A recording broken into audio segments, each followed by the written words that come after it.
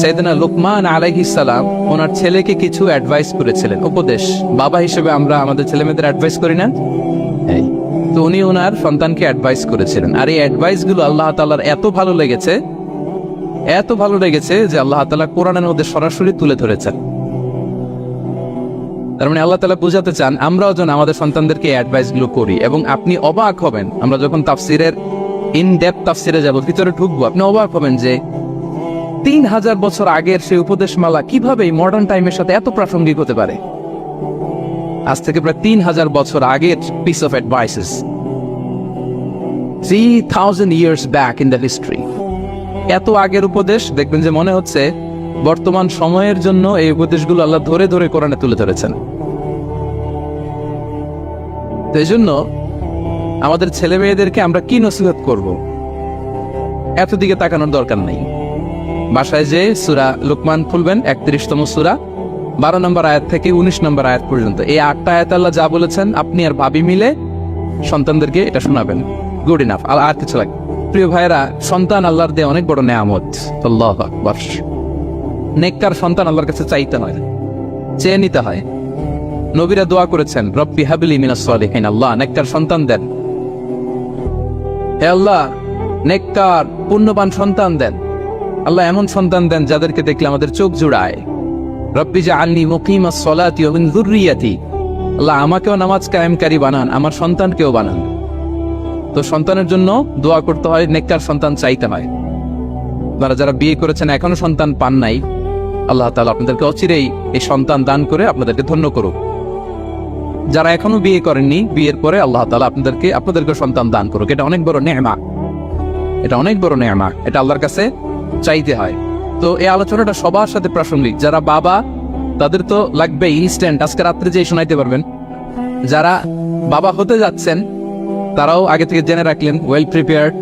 আর যারা এখনো বিয়েই করেন নাই, প্ল্যান করে রাখেন যে এইটা আমি আমার ওয়াইফের সাথে প্ল্যান করে এই নাসিহাগুলো আমার সন্তানদেরকে আমরা শোনাবো।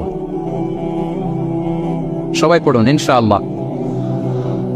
এবার প্রশ্ন করে উত্তর দেন, সূরাটার নাম কি? মাক্কি না মাদানী? কত নম্বর সূরা কোরআনের? 31 নম্বর সূরা। আচ্ছা প্রিয় ভাইয়েরা, কালামুল্লাহ মাজিদে কোরআন আল কারিমে আল্লাহ তাআলা মানুষের নামে মোট 8টি সূরা দিয়েছেন। মানুষের নাম কয়টি? এর মধ্যে 6টি সূরা 6 জন নবীর নামে। 6টি সূরা 6 জন। সূরা হুদ, সূরা ইউসুফ, সূরা ইউনুস, সূরা মুহাম্মদ, সূরা নূহ, সূরা ইব্রাহিম। এই 6 জন নবীর নামে 6টা সূরা। আর মানুষের নামে মোট 8টা, নবীর নামে গেল 6টা, আর রইল কয়টা? 2টা। আল্লাহর প্রিয় ভাজন একজন বান্দা এবং একজন বান্দি নামে আল্লাহ আরো 2টা সূরা দিলেন। আল্লাহর প্রিয় বান্দি মারিয়াম আলাইহিস সালাম, ঈসা আলাইহিস সালামের মা, ওনার নামে একটা সূরা আছে না? কি নাম? সূরা মারিয়াম। আর আরেকটা হচ্ছে এই যে সূরা লুকমান, উনি কিন্তু নবী না। তাহলে আবার বলি, মানুষের নামে আল্লাহ তাআলা কোরআনে কয়টা সূরা দিয়েছেন? 8টি। এর মধ্যে 6টা দিয়েছেন 6 জন নবীর নামে, আর বাকি 2টা আল্লাহর 2জন প্রিয় বান্দা বান্দির নামে। একটা সূরা মারিয়াম আর একটা সূরাতুল লুকমান। তো আমরা শুরুতেই জানবো যে এই লুকমান কে ছিলেন তিনি। লুকমান আলাইহিস সালাম আল্লাহর প্রিয় ভাজন একজন ব্যক্তি ছিলেন, খুব বিজ্ঞ একজন মানুষ ছিলেন, খুব জ্ঞানী প্রাজ্ঞ একজন ব্যক্তিত্ব ছিলেন। দেখতে উনি কালো ছিলেন, কুৎসিত। চামড়াটা কি ছিল? কালো, ব্ল্যাক। তার মানে ব্ল্যাক হইলেই কাউকে ছোট করা যাবে না। কাজী নজরুল বড় সুন্দর লিখেছেন, কালো আর ধলো বাহিরে কেবল, ভিতরে সবাই সমান রাঙ্গা। কেটে দিলে রক্তের রং, যে কালো রঙের তার রক্ত, যে ধবধবে সাদা তার রক্ত লাল। তাহলে ব্ল্যাক হইলেই কাউকে ছোট করা চলবে না। সাইয়েদনা লুকমান আল হাকিম কুৎসিত বর্ণের একজন মানুষ ছিলেন, খাটো একজন মানুষ ছিলেন। কোথায় থাকতেন? মিশর, সুদান, ইথিওপিয়া, যেটা আগের নাম ছিল হাবাসা, এই রিজিয়নে। কেউ কেউ বলেছেন মিশরের কোন একটা এলাকায়, কেউ সুদান, কেউ ইথিওপিয়া। রিজিয়নটা কাছাকাছি। কি করতেন? কোন মুফাসসির বলেন তিনি দর্জি ছিলেন, দর্জি। কেউ কেউ বলেন তিনি ছিলেন কানা নাজ্জার, নাজ্জার মানে কাঠমিস্ত্রি ছিলেন। আবার কোন মুফাসসির বলেন তিনি ছিলেন রাইল গানাম, মেষ পালক। হ্যাঁ, বেশিরভাগ তাফসিরে এসেছে তিনি মেষ পালক ছিলেন, ছাগল চড়াতেন, যেটা নবীদের পেশা ছিল, দায়িত্ব ছিল, ওনারা ছাগল চড়াতেন শুরুর দিকে। তো লোকমান হাকিম তিনিও ছাগল চড়াতেন এবং তিনি দাস ছিলেন, মুক্ত জীবন তার ছিল না। তিনি একজন মনিবের আন্ডারে তার ছাগলগুলো মরুভূমিতে যেয়ে কি করতেন? চড়াতেন। মজার ব্যাপার হচ্ছে সারা দুপুর, সারা বিকেল, সারা দিন ছাগল চড়িয়ে আসার পরে লোকমান যখন বাসায় ফিরে আসতো, তখন এলাকার লোকজন সবাই লোকমানের কাছে জড়ো হতো, আর উনি তাদেরকে তার প্রজ্ঞা, তার বিজ্ঞচিত কথাগুলো শেয়ার করতেন, শোনাতেন, এগুলো বলতেন। তো এগুলো দেখে লোকমানের মালিক অবাক, কিরে আমার কাছে এলাকার কেউ আসে না, কিন্তু আমার দাস দেখতে কুৎসিত কালো, এই লোকমানের কাছে সবাই এসে ঘিরে থাকে, কি ওর কাছে কি পায়, কি আছে ওর কাছে? তো শ্রোতাদের কয়েকজনকে ডেকে বললো, ঘটনা কি? তোমরা সবাই লোকমান সন্ধ্যাবেলায় ফিরে আসলে তার পাশে জড়ো হও কেন, কি পাও? তো তারা বললো, আপনার দাস লোকমান, এটা সে সাধারণ কোনো মানুষ নয়, সে অসাধারণ মানুষ। সে এমন কথা বলে এগুলো শুনলে জীবন পাল্টে যায়। সুবহানাল্লাহ। মালিক বলে, ঘটনা কি? আমি ওর মালিক, কই কোনোদিন তো এরকম ওর সাথে কোনো কনভারসেশনে যাই নাই, কথা হয় নাই, আমি তো শুনি নাই, দেখি আজকে চেক করে দেখি কি ওর এত বিজ্ঞতা, এত জ্ঞান, এত প্রাজ্ঞতা কিসের দেখি। তো আজকে সন্ধ্যাবেলায় ফিরছে, উনি বলতেছি, ইয়া লোকমান ইযবাহ লানা শাতান, একটা ছাগল জবাই করো, ওয়া আফরিজ মিনহা আতিয়াবা মুদগাতাইন, এবার এই ছাগলের সবচেয়ে শ্রেষ্ঠ দুইটা অঙ্গ কেটে নিয়ে আসো, যাও। ফাআফরাজাল লিসান ওয়াল কলব, লোকমান যে ছাগল জবাই করে ছাগলের জিহ্বাটা আর কলব, হার্ট, এই দুইটা কেটে নিয়ে আসে, বলছে এই দুইটা শ্রেষ্ঠ। বলছে আচ্ছা ঠিক আছে। মালিক আবার বললো, ওয়াযবাহ লানা শাতান উখরা ইয়া লোকমান, যাও আরেকটা জবাই করো, ওয়া আফরিজ মিনহা আফবাসা মুদগাতাইন, এবার সবচেয়ে নিকৃষ্ট দুইটা অঙ্গ ছাগলের কেটে নিয়ে আসো, যাও দেখি। ফাআখরাজাল লিসান ওয়াল কলব, সে আরেকটা ছাগল জবাই করে আবার জিহ্বা আর হার্ট, কলব কেটে নিয়ে আসছে, বলছে এই যে এটা সবচেয়ে নিকৃষ্ট। তো মালিক বলে, মা হাযা ইয়া লোকমান, মা লাকা ইয়া লোকমান, ঘটনা কি লোকমান? শ্রেষ্ঠ দুটো অঙ্গ কাটতে বললাম, জিহ্বার কলিজা হৃদয় কেটে নিয়ে আসলা, বললাম সবচেয়ে নিকৃষ্ট দুটো অঙ্গ কাটো, আবার জিহ্বার এটা কেটে নিয়ে আসলা। তো লোকমান বলতেছে, জিহ্বা আর হৃদয় যদি শ্রেষ্ঠ হয়, কলব যদি শ্রেষ্ঠ হয়, এর চেয়ে শ্রেষ্ঠ অঙ্গ আর হতে পারে না। আর জিহ্বা আর কলব যদি খারাপ হয়, মানুষের মুখ আর হৃদয় যদি খারাপ হয়, এর চেয়ে নিকৃষ্ট অঙ্গ আর হতে পারে না। সে তো অবাক, তাই তো? সে চিন্তা করে দেখে, তাই তো এই মুখ দিয়ে মানুষ ভালো কথা বলে, সত্যের পায়গাম পৌঁছায়, মানুষের কল্যাণের জন্য ডাকে, জিকির করে, তাসবিহ পড়ে, কোরআন তেলাওয়াত করে, তখন তো এই জিহ্বা শ্রেষ্ঠ। আবার এই জিহ্বা দিয়ে যখন সে সমালোচনা করে, গীবত করে, শেখায়াত করে, অন্যকে গালি দেয়, কটু কথা বলে, তখন তো এই জিহ্বাটাই নিকৃষ্ট, ঠিক কিনা? আবার এই হৃদয় দিয়ে, এখানে সিনায় যখন আল্লাহর জিকির বসায়, এই হৃদয় দিয়ে মানুষের কল্যাণের কথা চিন্তা করে, সত্যের কথা চিন্তা করে, তখন তো এটা সবচেয়ে ভালো। আবার এই হৃদয়ে যদি অন্যের ব্যাপারে হিংসা পুষে রাখে, এই হৃদয়ে যদি সে নিজের ব্যাপারে হাই স্টিম, অহংকার পুষে রাখে, তাইলে হৃদয়ের চেয়ে খারাপ অহংকার হতে পারে? মালিক অবাক হয়ে গেল, তাই তো লোকমান, আসলেই তুমি অনেক প্রাজ্ঞ, অনেক বিজ্ঞ, যাও, তোমাকে আমি আর এই বন্দিত্বের মধ্যে আটকে রাখতে চাই না, তোমাকে আমি এই ভালো কথাগুলো গণমানুষের কাছে পৌঁছে দেওয়ার জন্য আজ থেকে তোমাকে লোকমান আমি আজাদ করে দিলাম। মুক্ত জীবন পেয়ে মুক্ত বিহঙ্গের মতো তিনি উড়ে বেড়াতে লাগলেন, আর মানুষের কাছে তার এই প্রাজ্ঞ বিজ্ঞচিত কথাগুলো তিনি ছড়াতে লাগলেন। তো তিনি তার সন্তানকে ডেকে বলেছিলেন, কিছু উপদেশ দিয়েছিলেন ডেকে, যে বাবা এটা করো, এটা করো, এটা করো, এটা করো না। এই তার সন্তানকে এই উপদেশগুলো তিনি যে দিলেন, আল্লাহ তাআলার কাছে এত ভালো লেগেছে, এতই চমৎকার এবং পারফেক্ট মনে হয়েছে, আল্লাহ তাআলা কিয়ামত পর্যন্ত গোটা বিশ্বের সব বাবারা, মায়েরা যেন তাদের সন্তানদেরকে এই উপদেশ দিতে পারে, হুবহু লিটারালি ওই কথাগুলো আল্লাহ তাআলা কোরআনের মধ্যে তুলে দিয়েছেন। আজকের সূরা লোকমানের দ্বিতীয় রুকুতে মূলত এই তাফসীরটাই আপনাদেরকে শোনাবো। তো কোন প্লট, কোন স্লট আজকে আলোচনা হবে, সবার কাছে ক্লিয়ার? হ্যাঁ, আগ্রহ জাগছে, জানার ব্যাপারে আগ্রহ জাগছে? আচ্ছা আসুন আমরা মহাবিশ্বের মহাগ্রন্থ আল কোরআন আল কারীম থেকে সরাসরি আলোচনা শুরু করি।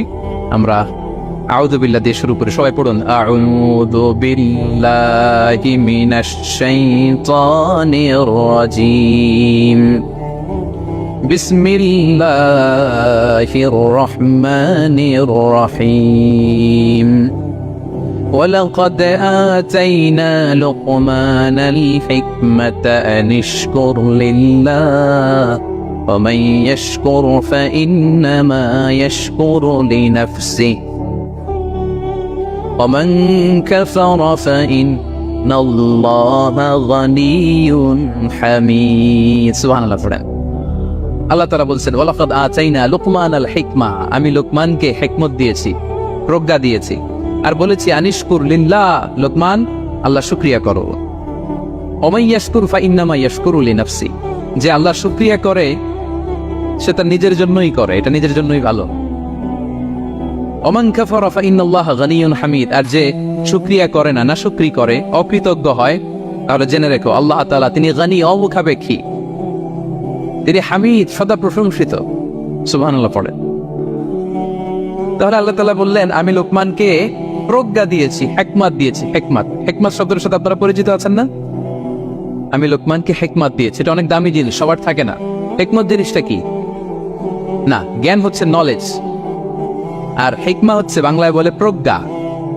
হ্যাঁ ইংরেজিতে বলে উইজডম দেখি কেউ বলতে পারি কিনা একজন আমাকে শোনান দেখি হিকমতটা কি দেখি কেউ কিছু বলতে পারেন কিনা হিকমত মানে ক্ষমতা একজন বলছে আছে আর অলৌকিক সামথিং আর শক্তি আর হ্যাঁ এদিক থেকে যোগ্যতা আর জ্ঞান ঠিক আছে আমার ভাইরা চেষ্টা করছে আলহামদুলিল্লাহ আচ্ছা হিকমত আর ইলমের মধ্যে পার্থক্য আছে হিকমা is something more than knowledge আজকে শিখে যান ইলম মানে যেটা জ্ঞান বা নলেজ নলেজের সাথে যখন কমন সেন্স যুক্ত হয় তখন এটা হিকমা হয়ে যায় সুবহানাল্লাহ কইতে বললেন না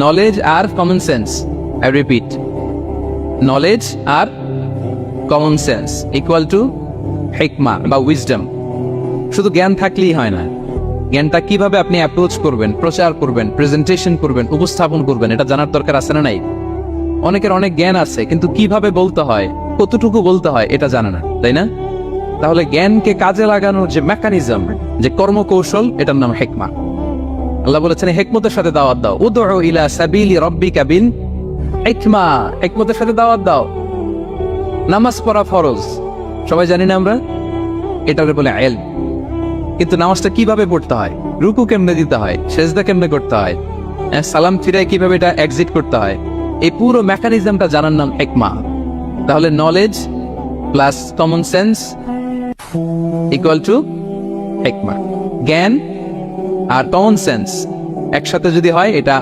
উইজডম বা প্রজ্ঞা হিসেবে রিফ্লেক্ট করে বুঝতে পারছেন আল্লাহ বললেন আমি লোকমানকে প্রজ্ঞা দিয়েছি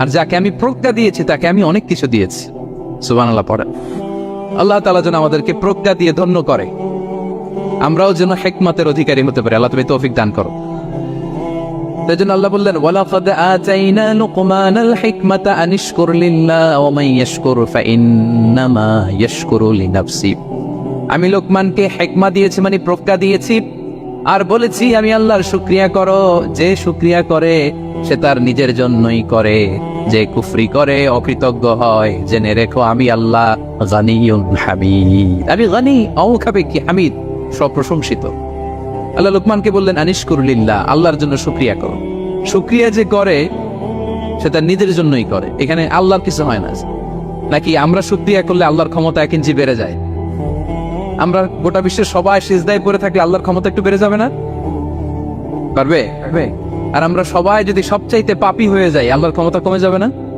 কমবে তাহলে লাভ লস আল্লাহ কিছু নাই লাভ লস সব কাদের আওয়াজ করে সবাই বলুন লাভ লস কাদের শুকরিয়া করলে আমাদের লাভ লা ইন শাকারতুম লা আযীদান্নাকুম ওয়া লা ইন কাফারতুম ইন্না আযাবি লাশাদীদ আল্লাহ বলেন যদি তোমরা শুকরিয়া করো নেয়ামত বাড়িয়ে দেব আর যদি কুফরি করো জেনে রেখো আমার আযাব আমার পানিশমেন্ট আমার শাস্তি বড় কড়া আমি আল্লাহ সব সময় ধরি না ধরলে ছাড়ি না ঠিক কি না ধরে না ধরলে আল্লাহ ছাড়ে না শুকরিয়া করলে তিনি বাড়াতে থাকে দিতেই থাকে শুকরিয়া করবেন তো পাবেন নিয়ামতের শুকরিয়া করবেন তো পাবেন তো শুকরিয়া করলে আমাদের লাভ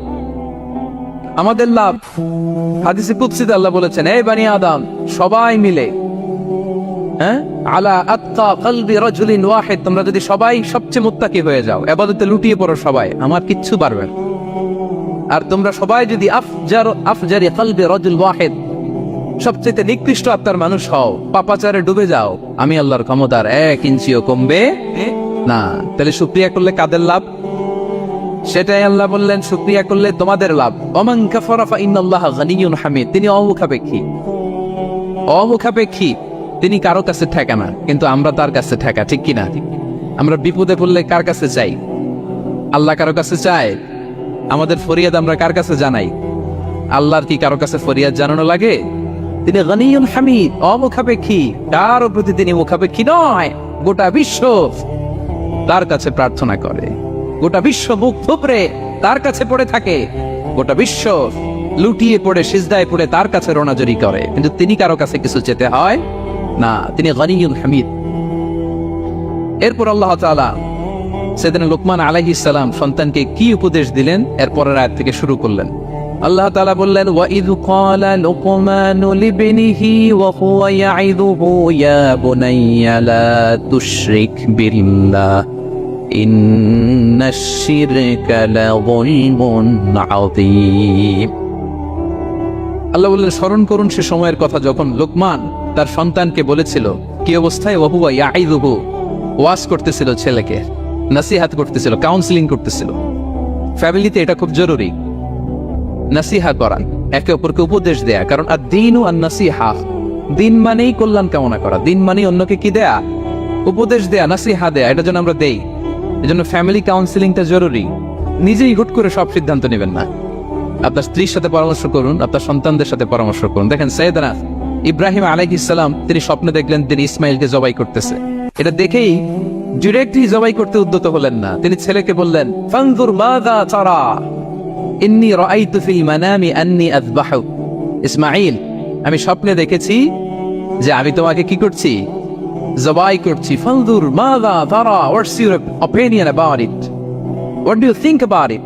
এবার বলো তোমার অপিনিয়ন কি, তুমি কি ভাবছো? আমি দেখেছি তোমাকে জবাই করছি, তোমার অপিনিয়ন বলো। দেখেন, যেমন বাবা তেমন ছেলে, বাপ কা বেটা সিপাহী কা ঘোড়া কুছ না হতো থোড়া থোড়া, সুবহানাল্লাহ বিহামদি। যেমন বাবা তেমন ছেলে। ছেলে বলে, ইয়া আবাতি ফাআল মা তুমার, বাবা আপনি যা দেখেছেন তাই করেন।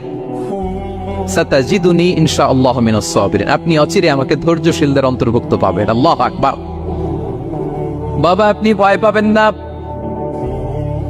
বিচলিত হবেন না, আমার কারণে আপনি আল্লাহর কাছে লজ্জিত হবেন না। আপনি যেমনটি দেখেছেন তেমনটি করুন, ভয় পাবেন না, অচিরেই আপনি আমাকে ধৈর্যশীলদের অন্তর্ভুক্ত পাবে।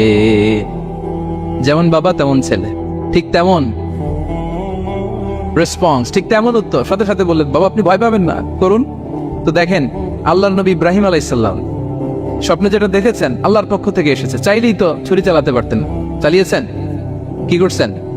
পরামর্শ করেছেন, কাউন্সেলিং করেছেন। ফ্যামিলি কাউন্সেলিংটা খুবই জরুরি। This is the first and foremost reminder tonight. আজকের তাফসীর থেকে প্রথম রিমাইন্ডার এটা, যে বাসায় আমরা কাউন্সেলিং করব, বড় কোনো সিদ্ধান্ত নিতে গেলে পরামর্শ করব, যেমনটি নবী আলাইহিস সালাম ওনারা করেছেন, ঠিক কিনা?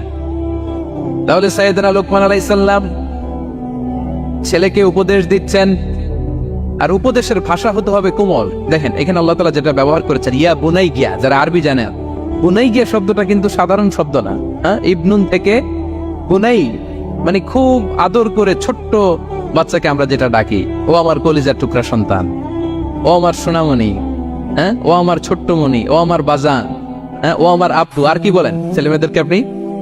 সায়া। কি এটার মানে কি? হ্যাঁ, ইংরেজিতে বললে ডার্লিং। আর ঠিক আছে, ডার্লিং কিন্তু সবাইরে বলা যায়, মানে যাকে আপনি লাভ করেন, ভালোবাসেন, আপনার ছেলেকে ডার্লিং বলতে পারেন, মেয়েকে বলতে পারেন, আপনার ওয়াইফকে বলতে পারেন, অন্য আবার অন্যান্য নারীদেরকে বলা যাবে, স্ত্রী পর্যন্ত। হ্যাঁ, কাছের যারা, এদেরকে খুব সোহাগ দিয়ে, আদর দিয়ে। কারণ নাসিহাতের ভাষা খুব কোমল হতে হয়। যে নাসিহাত হৃদয়ে নিংড়ানো মমতা দিয়ে বেরোয়, ওই নাসিহাত অন্যের হৃদয়ে যে টাচ করে। কথা বুঝতে পেরেছেন? যেটা হৃদয় নিংড়ানো ভালোবাসা থেকে বেরোয় নাসিহাত, সেটা আপনার ছেলের হৃদয়ে যে টাচ করবে, ক্লিক করবে। আর যদি রেগে মেগে আগুন হয়ে ওরে ধরেন, নামাজ পড়লি না কেন, এটা করলি কেন, এমনটা হইলো কেন, ও শুনবে? শুনবে না, বিগড়ে যাবে। দেখেন সাইয়েদনা মূসা আলাইহিস সালাম এবং সাইয়েদনা হারুন আলাইহিস সালাম দুজন মিলে যখন ফেরাউনকে দাওয়াত দিতে যাবেন, আল্লাহ বললেন, মূসা তোমার মেজাজ কিন্তু গরম, এই গরম মেজাজ নিয়ে ফেরাউনের দাওয়াত দিলে হবে? রব্বুল আলামিন বললেন, মূসা তোমার মেজাজ বড্ড গরম, কিন্তু তোমার জিহ্বাটা দিয়েছি আমি নরম, এই নরম জিহ্বা দিয়ে ফেরাউনের দরবারে যে যখন দাঁড়াবা, ফাকুলা লাহু কাওলান লাইয়িনান লাআল্লাহু ইয়াতাযাক্কারু আও ইয়াখশা। সুবহানাল্লাহ পড়ে। ফাকুলা লাহু কাওলান লাইয়িনা, সফট ল্যাঙ্গুয়েজ ইউজ করবা, কোমল ভাষায় দাওয়াত দিবা, নরম ভাষায় সফট করে কোমল করে ভদ্র করে ফেরাউনের কাছে প্রেজেন্টেশন দিবা। হতে পারে তোমার এই সুন্দর প্রেজেন্টেশনের কারণে ফেরাউন দাওয়াত কবুল করে নিতে পারে। দেখেন আমাদের যে অ্যাপ্রোচে ভুল অনেক দায়ীদের। ফেরাউনের মতো কুখ্যাত সন্ত্রাসী এই পৃথিবী আর দেখবে? কথা বলেন না কেন? ফেরাউনের চাইতে বড় গডফাদার, ফেরাউনের চাইতে বড় সন্ত্রাস ডাকাত এই পৃথিবীতে আর দ্বিতীয়টা কেউ এসেছে? তো এই ফেরাউনকে দাওয়াত দেওয়ার জন্য আল্লাহ মূসাকে বললেন, মূসা সফটলি বইলো, কোমল ভাষায় বইলো, একটু মোলায়েম সুরে বইলো, যাতে ওর হৃদয়ে টাচ করে।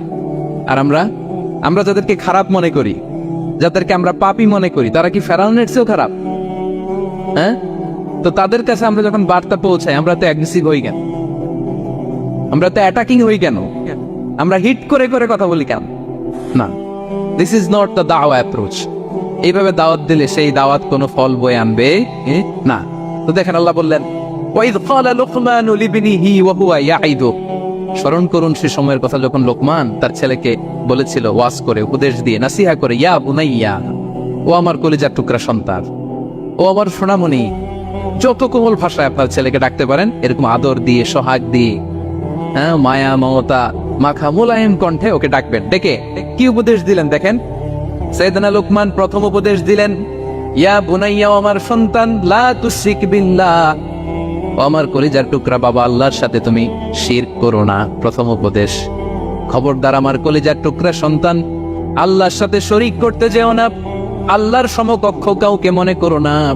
আল্লাহকে যেমনি বড় মনে করো, আল্লাহকে যেমনি রিজিক দাতা মনে করো, আল্লাহকে যেমনি পালন কর্তা মনে করো, গোটা বিশ্বের কোন সৃষ্টিকে এমন মনে করো না।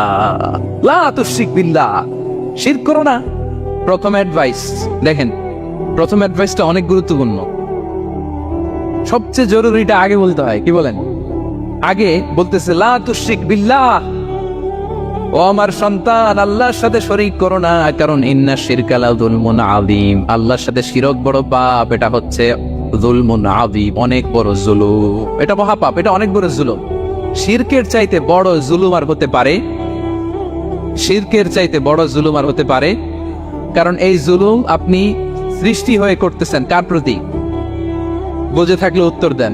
এই জুলুম আপনি সৃষ্টি হয়ে কার প্রতি করতেছেন? আল্লাহর। ইনসাফ বিরোধী কাজ করা এটা জুলুম।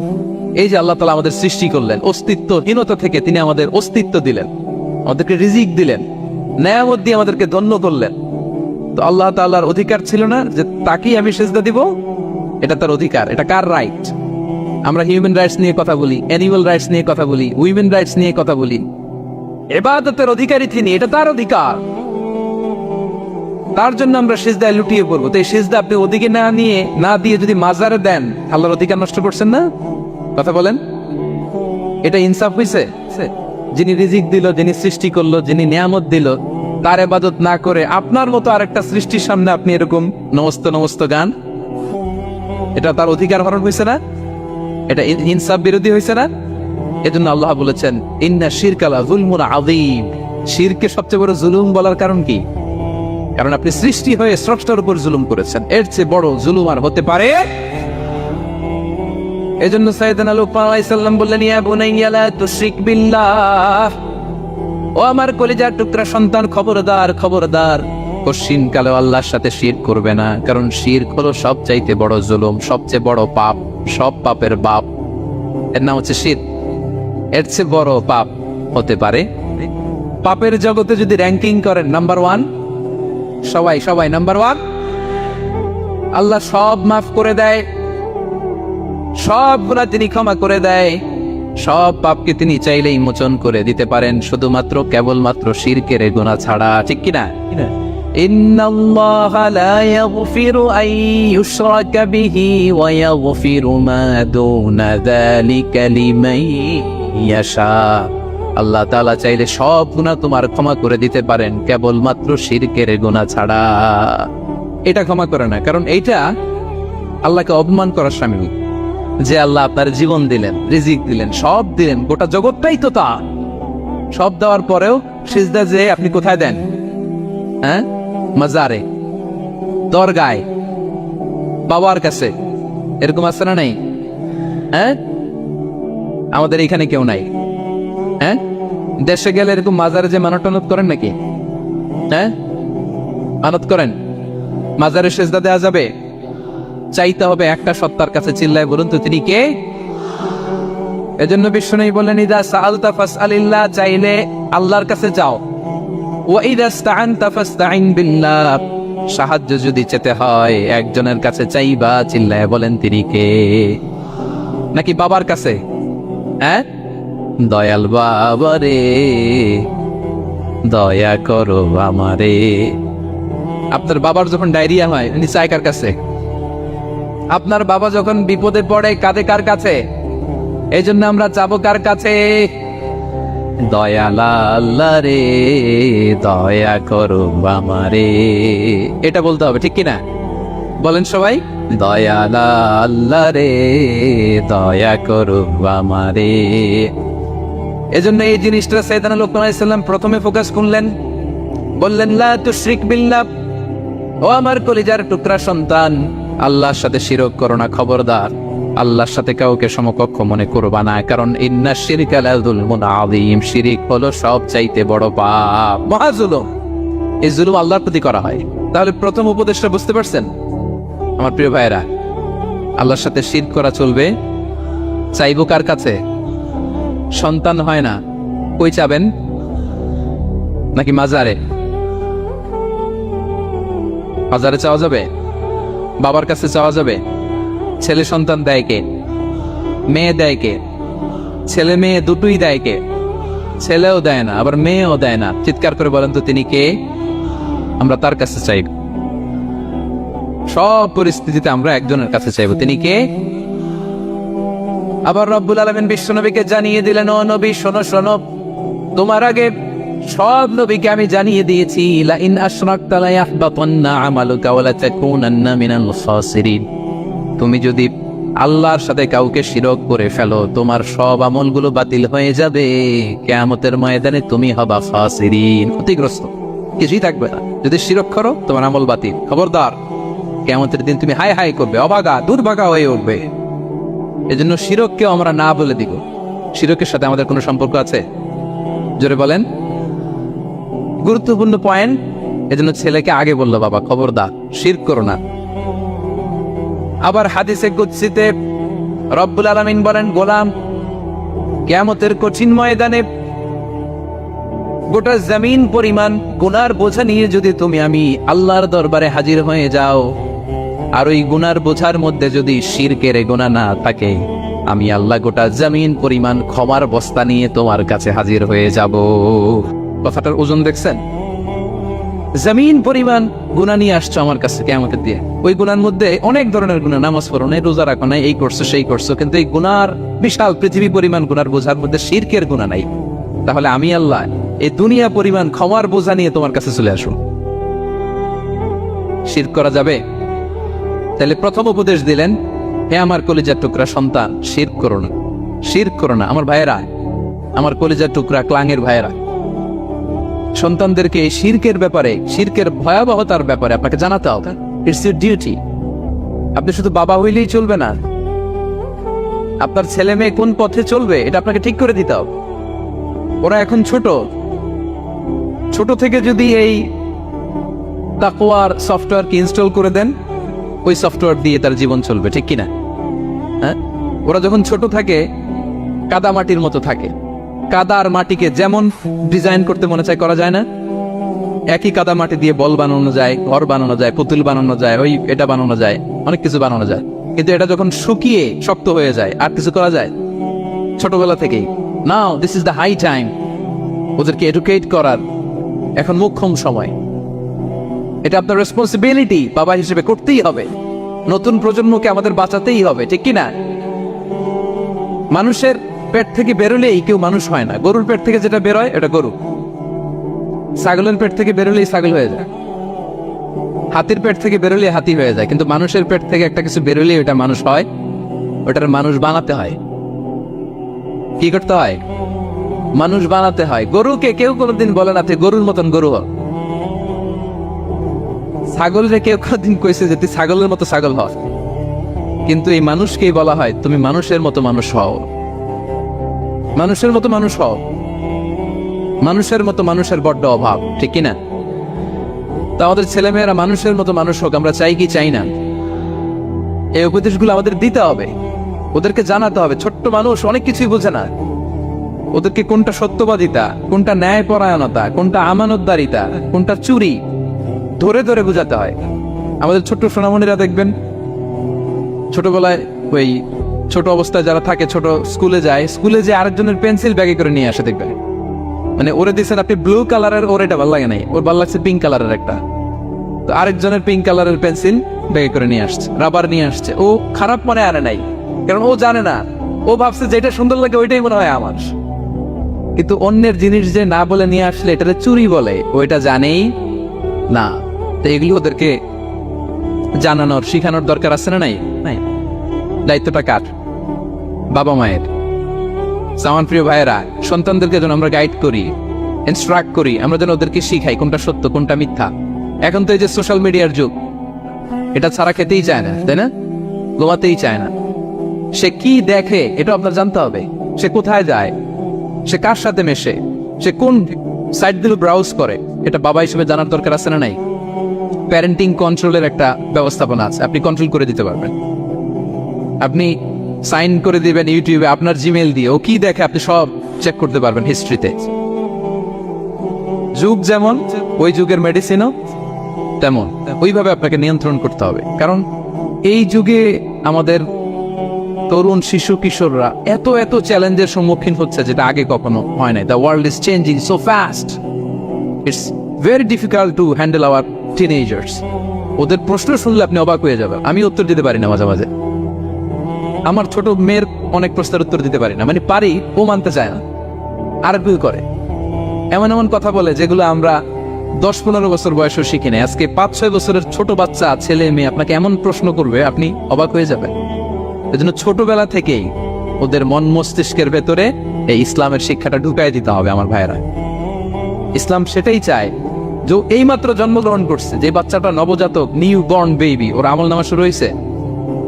সবাই বলেন, এইমাত্র ভূমিষ্ঠ একটা বাচ্চার আমল নামা শুরু হয়েছে।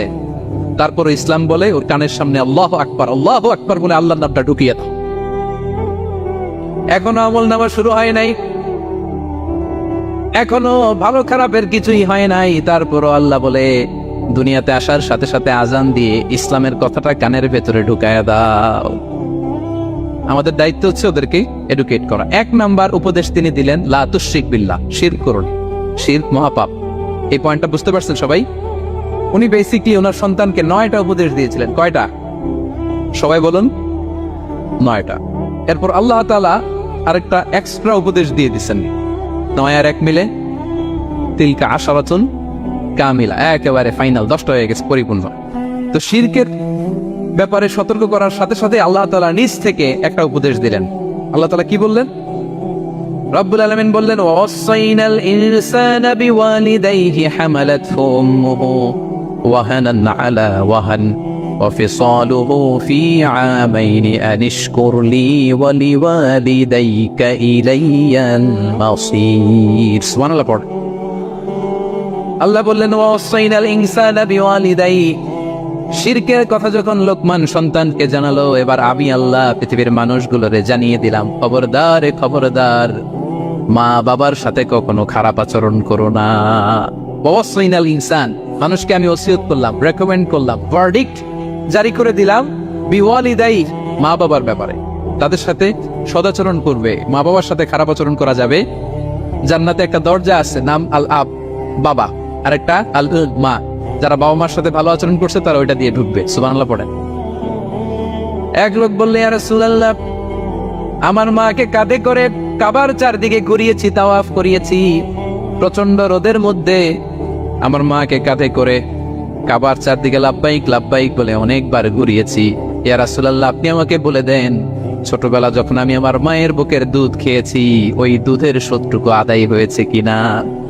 বিষ্ণুই বললেন, কি প্রশ্ন করলা তুমি? লাউ কাতাতা জিলদাক, তুমি যদি তোমার গায়ের চামড়া কেটে জুতা বানিয়ে দাও, চামড়াটা কেটে শুকিয়ে যদি জুতা বানিয়ে তোমার মায়ের পায়ের নিচে দিয়ে দাও, ছোটবেলায় মায়ের বুকের যে দুধ খেয়েছো, একটা দুধের এক ঢোক দুধ খাওয়ার শোধ আদায় হবে না। এক ঢোক যে দুধ খাইছো ওইটারই শোধ আদায় হবে। খবরদার, খবরদার, বাবা মার ব্যাপারে সাবধান। বিশেষ করে মায়ের সাথে দুজনের কথাই আল্লাহ প্রথমে বললেন, এরপরে বললেন বিশেষ করে মায়ের সাথে, কারণ হামালাতহু উম্মুহু, বাবা তোমারে পেটে ধরে নাই, পেটে ধরেছে কে? ওয়াহানান আলা ওয়াহান, 10 মাস 10 দিন বোঝার পরের বোঝা, যন্ত্রণার পরে যন্ত্রণা বাবা সহ্য করে নাই, করেছে কে? এত বড় একটা পেট হয়ে গেছিল, জানেন তো? হ্যাঁ, আল্লাহ। এই পেটটা নিয়ে বারবার কিচেনে যাওয়া লাগছে, এটা নিয়ে টয়লেট করে, এটা নিয়ে গোসল করে, ঘুমাতে পারে না, শুইলে উঠতে পারে না, উঠলে বসতে পারে না। একদিন 2 দিন, 1 সপ্তাহ 2 সপ্তাহ, 10 মাস 10 দিন আমার মাকে এই কষ্ট দিয়েছে। মায়ের কলিজার মাঝখানে লাথি মেরে দুনিয়াতে এসেছে। এরপরে আল্লাহ বললেন, ওয়া ফিসালুহু ফি আমাইন, এখানেই শেষ নয়, দুধ ছাড়াতে লেগেছে 2 বছর। কয় বছর? ওগো মা, তুমি এই ধরনের শ্রেষ্ঠ নেয়ামত, তোমারই পদ তলে রয়েছে জান্নাত। ওগো মা, তুমি এই ধরনের শ্রেষ্ঠ নেয়ামত, তোমারই পদ তলে রয়েছে জান্নাত। ঠিক কিনা? দেখেন আল্লাহ মর্যাদা কোথায় বাড়ালো। আমাদের দুনিয়ার পুরুষ মানুষদের পায়ের নিচে থাকে জুতা, জুতার নিচে বালু, কার্পেট কিংবা ফ্লোর। আর আল্লাহ বলে, দুনিয়ার এক একটা মায়ের পায়ের নিচে আমি জান্নাত দিয়ে রেখেছি। এই পৃথিবীটারে 100 বার বিক্রি করলে জান্নাতের একটা চেয়ারের দাম হবে? বুঝে শুনে উত্তর দিবে। এই পৃথিবীটাকে, পৃথিবীর যে সম্পদ, এটা এস্টিমেশন করে 1000 বার বিক্রি করলে যে দামটা হবে, ওই দাম দিয়ে জান্নাতের একটা চেয়ারের দাম হবে? এই পৃথিবীরে 10,000 কোটি বার বিক্রি করলে যেই অ্যাসেট হবে, যে অ্যামাউন্ট হবে, ভ্যালিউ হবে, ওই দাম দিয়ে জান্নাতের একটা টেবিলের দাম হবে? আর যেই জান্নাত, পুরো জান্নাতটা মায়ের পায়ের নিচে পড়ে আছে, ওই পা দুইটার দাম কত? সুবহানাল্লাহ পড়বেন না? মা বাবার দোয়া অনেক বড় দোয়া। কখনো যেন আমরা বেয়াদবি না করি, কখনো যেন তাদের মনে কষ্ট না দেই, সবসময় যেন তাদের কাছ থেকে দোয়া নেই। পারা যাবে? এটা আল্লাহ তাআলা ঢুকিয়ে দিলেন। তাহলে সাইয়েদনা লোকমান প্রথমে বলল, বাবা শিরক করো না। এরপরে রব্বুল আলামিন বললেন, শিরকের পরে তোমাদের সবচাইতে বড় দায়িত্ব, যে বাবা মা তোমাদের জন্য এত কষ্ট করেছে, তাদের সাথে খারাপ আচরণ করো না। 2টা হয়ে গেল। কয়টা? আওয়াজ করে বলেন, কয়টা? 3 নম্বরে সাইয়েদনা লোকমান আলাইহিস সালাম ছেলেকে বললেন, ইয়া বুনাইয়া ইন্নাহা ইন তাকু মিসকালা হাববাতিন মিন খারদালিন ফাতাকুন ফি সাখরাতিন আও ফিস সামাওয়াতি আও ফিল আরদি ইয়াতি বিহাল্লাহ ইন্নাল্লাহা লাতীফুন খাবীর। 3 নম্বরে সাইয়েদনা লোকমান বললেন, বাবা সরিষার দানা পরিমাণ কোনো ভালো কাজ যদি তুমি করো, কিংবা খারাপ কাজ যদি তুমি করো, সেটা যদি মাউন্ট এভারেস্টের উপরে উঠে করো, কোনো খারাপ কাজ, আও ফিস সামাওয়াতি মহাশূন্যে যে যদি করো, আও ফিল আরদে জমিনের অতল গহ্বরে কোনো সুড়ঙ্গ বানিয়ে সেখানেও যে যদি কোনো পাপ করো, ইয়াতি বিহাল্লাহ, সেটাও আল্লাহ নিয়ে আসবে। কোনো পাপ বা কোনো ভালো কাজ আকাশে উঠে, পাহাড়ে উঠে, কিংবা সুরঙ্গ করে জমিনের ভিতরে ঢুকেও যদি করো, কিয়ামতের দিন আমলনামায় সেটা দেখতে পাবে। সুবহানাল্লাহ পড়বেন না? কারণ ইন্নাল্লাহা লাতীফুন খাবীর, তিনি হলেন লতিফ, সূক্ষ্মদর্শী। যত ছোট কাজই করো না কেন তার চোখে ফাঁকি দেয়া যায়। তার মানে 3 নাম্বার উপদেশে সাইয়েদনা লোকমান তার ছেলেকে আল্লাহর শক্তি, আল্লাহর ক্ষমতার ব্যাপারে একটা ধারণা দিচ্ছেন। নিজের ছেলেকে তার রবকে চিনাইতে হবে। আমাদের রবকে আমাদের চিনার দরকার আছে না নাই? ছেলেকে বোঝাবেন, বাবা ওই যে তুমি মসজিদে আমার সাথে যে সেজদা দাও, কারে দাও জানো? তিনি কত বড়, তিনি কত বিশাল ক্ষমতার অধিকারী। তুমি সামান্য কোনো ভালো কাজ কিংবা খারাপ কাজ এটা যদি মহাশূন্যে উঠেও করো, পাহাড়ের চূড়ায় গিয়েও যদি করো, জমিনকে ফেড়ে সুরঙ্গের ভেতরে ঢুকেও যদি করো, তার চোখকে কোশ্চিন কালেও ফাঁকি দেয়া যাবে। তার মানে 3 নম্বরে আল্লাহর ধারণার ব্যাপারে, শক্তির ব্যাপারে, ক্ষমতার ব্যাপারে, আল্লাহ তাআলার অথরিটির ব্যাপারে, ক্যাপাসিটির ব্যাপারে একটা স্বচ্ছ ধারণা দিয়ে দিল। তুমি জানো নাকি কোন রবের ইবাদত তুমি করো? গোটা দুনিয়ার সবার চোখকে ফাঁকি দেয়া গেল, আল্লাহর চোখকে কোশ্চিন কালেও ফাঁকি দেয়া যায় না, ঠিক কি না? এই পৃথিবীতে সবার চোখকে ফাঁকি দেয়া যায় কি যায় না? পুলিশের চোখ, সিকিউরিটির চোখ, বিমানবন্দরে কাস্টমস অফিসারের যে অফিসার থাকে তাদের চোখ, বিভিন্ন জায়গায় বড় বড় যে সিসি ক্যামেরা থাকে, এগুলো ফাঁকি দেয়া যায়। ফাঁকি দেয়া যায় না একজনের চোখ। আওয়াজ করে বলুন তো তিনি কে? ফাঁকি দেওয়া যায়? আচ্ছা বলেন, এই ছোটবেলা থেকেই এই সেন্সেশন, এই অনুভূতি যদি, এই অনুভূতির সফটওয়্যার যদি আপনার ছেলের মাথায় ঢুকায় দেন, এই ছেলে কোনোদিন দুর্নীতি করবে? খাদ্যে ভেজাল দিবে? মাছে ফরমালিন দিবে? প্রতিবেশীকে কষ্ট দিবে? অনিয়ম করবে? অন্যের অধিকার হরণ করবে না। ছোটবেলা থেকেই তার রবকে চিনাই দিতে হবে, রবকে চিনাই দিতে হবে। 3 নম্বরে ছেলেকে তিনি বললেন, বাবা অতি ক্ষুদ্র ভালো কাজ কিংবা খারাপ কাজ যেখানেই করো না কেন, কিয়ামতের দিন সেটা তুমি দেখবা। তার মানে তখন থেকে সে বুঝবে, আমি যাই করি না কেন, ভালো করলে এটার একটা প্রতিদান, একটা রিওয়ার্ড আমি পাবো কিনা। আর খারাপ যদি করি, এটা শাস্তি আমাকে ভোগ করতেই হবে। আল্লাহর সুপ্রিম কোর্টের কাজ করে আমাকে দাঁড়াতেই হবে। নিক্তিপাল্লা, মাওয়াজিনুল কিসত, ন্যায়ের মানদণ্ড আল্লাহ সেদিন স্থাপন করবেন। আমরা যেটা মিজানের পাল্লা বলি, এটা মূলত ন্যায়ের মানদণ্ড। সামান্য ক্ষুদ্রাতি ক্ষুদ্র জিনিস দিলেও ওইখানে টের পাওয়া যায়। সুবহানাল্লাহ পড়েন। আচ্ছা, আমরা যে চাল কিনি, ডাল কিনি, ধরেন 10 কেজি চালের একটা বস্তা কিনছি, দেখবেন যে অনেক সময় মাপটা একুরেট হয় না। 10 কেজির যে হয়তো একটু বেশি অথবা হয়তো একটু কম, এরকম হয় না অনেক সময়? 5 কেজি কিনছেন এক দোকান থেকে, আরেক জায়গায় যে ভালোভাবে মাপ দিয়ে দেখবেন যে একটু বেশি হয়েছে অথবা একটু কম হয়েছে, ঠিক কিনা? আল্লাহ যে মিজানের পাল্লা সেদিন বসাবেন, ওইখানেও তো এরকম হবে। فَمَن يَعْمَلْ مِثْقَالَ ذَرَّةٍ خَيْرًا يَرَهُ وَمَن يَعْمَلْ مِثْقَالَ ذَرَّةٍ شَرًّا يَرَهُ। ক্ষুদ্রাতি ক্ষুদ্র যাররা তথা অনুপরিমাণ ভালো যদি করো, সেটাও সেদিন নিক্তি পাল্লায়, মিজানের দাড়ি পাল্লায় দেখতে পাবা।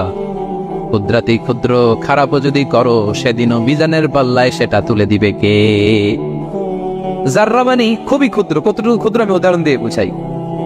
শীতের সকালে টিনের ঘরে যারা কোনোদিন থেকেছেন, এখানে তো শীত নাই, মালয়েশিয়াতে সারা বছর গরম। শীতের সিজনের কথা মনে আছে তো আপনাদের? না মালয়েশিয়ায় থাইকা সব ভুলে গেছেন? শীতকাল মনে আছে? হ্যাঁ, শীতের সকালে টিনের ঘরে যদি কখনো থাকেন, দেখবেন যে টিনের ঘরে ছিদ্র থাকে, ওই ছিদ্র দিয়ে সূর্যের আলো ঢুকে, রশ্মি। মনে পড়ছে? শীতের সকাল, টিনের ছিদ্র দিয়ে দেখবেন চিকন একটা সূর্যের রশ্মি ঢুকছে। ওটার কাছে গেলে দেখা যায় সামান্য ধুলাবালি, কেমন যেন ডাস্ট উড়ে এটার মধ্যে। অন্যদিকে কিন্তু দেখা যায় না, এদিকে নাই, কিন্তু ওই ছিদ্রটার কাছে গেলে দেখা যায় আলো যেদিক থেকে পড়ছে নিচ পর্যন্ত পুরোটার মধ্যে ধুলিকণা। আসলে ধুলিকণা কি শুধু এদিকেই না, পুরা ঘরেই আছে। ওইদিকে আলো পড়ছে, ওইটা দেখা যায়। ওই যে ছোট্ট সূর্য রশ্মির মধ্যে কাছে গেলে যে ছোট্ট ছোট্ট ধুলিকণা দেখা যায়, ওইটার নাম হচ্ছে যাররা। ফামান ইয়ামাল মিসকালা যাররাতিন খাইরান ইয়ারা। এই ধুলিকণার ডাস্টের যাররা পরিমাণ ভালো করলে সেটাও দেখতে পাবা, আবার যাররা পরিমাণ খারাপ করলে সেদিন কিয়ামতের ময়দানে মিজানের পাল্লায় সেটাও দেখতে পাওয়া। পড়েন সুবহানাল্লাহ। তার মানে 3 নম্বরে ছেলেকে আল্লাহর শক্তি আর সম্ভাবনা সম্পর্কে সতর্ক করলেন, জানান দিয়ে বললেন, বাবা যেটাই করো না কেন, সবার চোখকে ফাঁকি দেওয়া যায় না, একজনের চোখ, তিনি কে? কয়টা গেল উপদেশ? সবাই বলুন তো কয়টা? 3টা। 4 নম্বরে লোকমান আলাইহিস সালাম বললেন, ইয়া বুনাইয়া আকিমিস সালাহ, ও আমার সন্তান, 4 নম্বরে উপদেশ হলো তোমাকে নামাজ কায়েম করতে হবে। নামাজ সবার আগে নামাজ। কাজকে বলে দাও আমার নামাজ আছে, নামাজকে বলো না কাজ আছে, ঠিক কি না?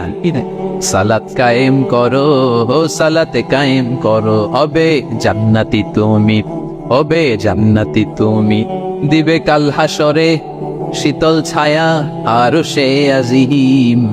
রব্বিয়াল আলা রব্বিয়াল আযীম, রব্বিয়াল আলা রব্বিয়াল আযীম। সুবহানাল্লাহ পড়েন।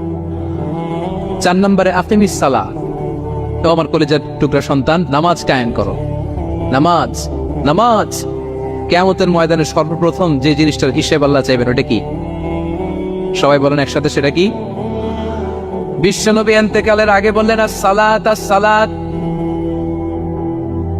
ওয়া মা মালাকাত ঈমানুকুম, ও আমার উম্মতেরা নামাজ, নামাজ। বিশ্বনবীর রূহ বের হয়ে যাবে, মালাকুল মউত চলে আসলো, এখনই রূহ মুবারক কবজ করে নিয়ে যাবে। অন্তিম মুহূর্তে গোটা উম্মার জন্য বিশ্বনবী যে মেসেজটা ড্রপ দিয়ে গেলেন সেটার নাম হলো নামাজ। সালাত আস-সালাত। উম্মতেরা নামাজ নষ্ট করো না, নামাজ নষ্ট করো না। আউয়ালু মা ইউহাসাবু বিহিল আবদু ইয়াউমাল কিয়ামাতি আস-সালাহ। কিয়ামতের ময়দানে সর্বপ্রথম আল্লাহ যে জিনিসটার হিসাব চাইবেন সেটা কি? ফাইন সলুহাত সলুহা সাইরু আমালি। এটা যদি ঠিক হয়ে যায় পুরো আমলনামা ঠিক হয়ে যাবে। ওয়া ইন ফাসাদাত ফাসাদা সাইরু আমালি।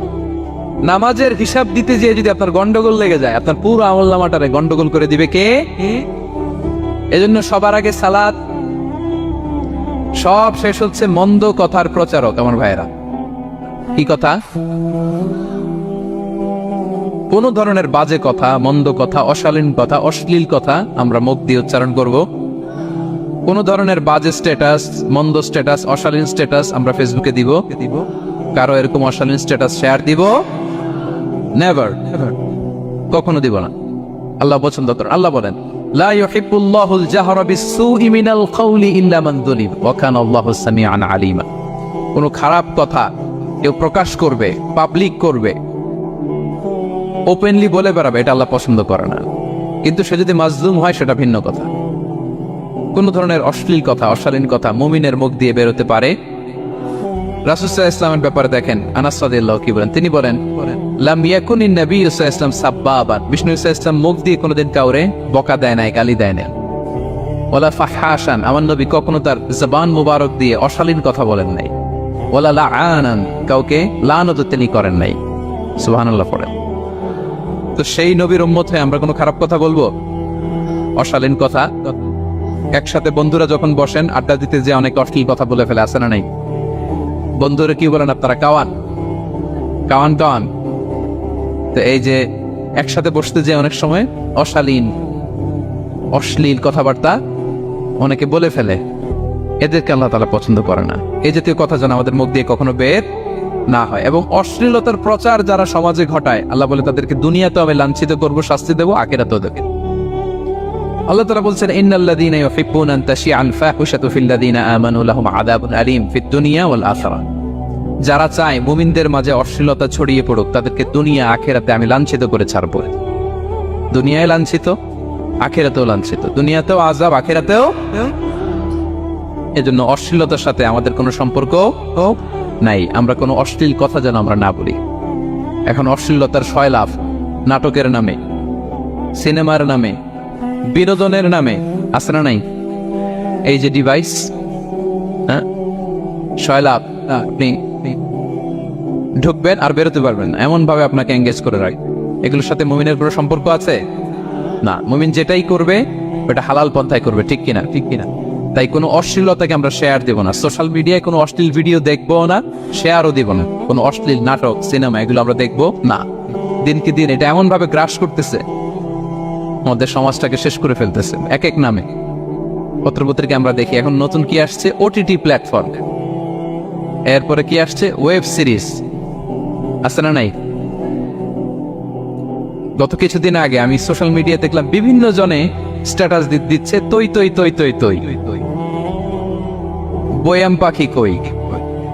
তো আমি ভাবছি হয়তো কোনো বিখ্যাত কবির কবিতা, শেয়ার দিচ্ছে। আমি পরে সার্চ দিয়ে দেখি সর্বনাশ, একটা ইন্টারভিউ দেখলাম একজন, এটা নাকি কোন একটা ওয়েব সিরিজ বা মুভি এই জাতীয় কিছু এক। তো দেখেন, কবিতার নামে, গানের নামে, সাহিত্যের নামে, সংস্কৃতির নামে, এন্টারটেইনমেন্টের নামে, বিনোদনের নামে এই অশ্লীলতার ফয়লাভ, ঠিক কিনা? কিনা এই অশ্লীলতার সাথে আমাদের কোনো সম্পর্ক আছে? আমরা যেন মুখ দিয়ে উচ্চারণ না করি এগুলো, ঠিক কিনা?